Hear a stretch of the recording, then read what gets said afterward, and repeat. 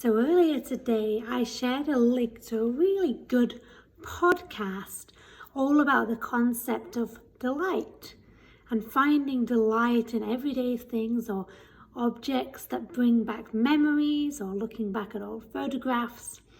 And especially in this time of COVID-19 or coronavirus and the uncertainty it brings, it's hard to find those moments. And I just loved the concept of this podcast and got me thinking. Today we stopped and got some takeout.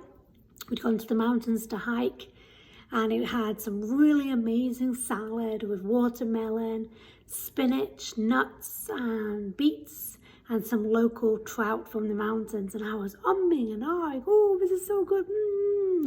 My daughter, my husband were like, and they're like, okay, we get it, you like it. But I got so much delight from that fresh, local, delicious produce and fish. And you may notice something funny behind me. When this pandemic started, we played a game. We were doing treasure hunts. I did one through the woods and my daughter did one, and it ended in this room. She knows I like dancing. She made this kind of cool, tassel-y thing with paper. She dimmed the lights and put like a disco ball on, and when I went in there, she played the music and she said, it's a dance party. So I purposely keeping that on. So it's a constant reminder as I walk through to the bedroom that even in this pandemic, there's wonderful light moments. Here's another little fun thing I keep on a shelf. It's a little penguin. Years ago, we saw the fairy penguins south of Melbourne, Australia. You go and sit on a beach in the dark and you wait for these cute little penguins to come in from the sea and waddle to their burrows.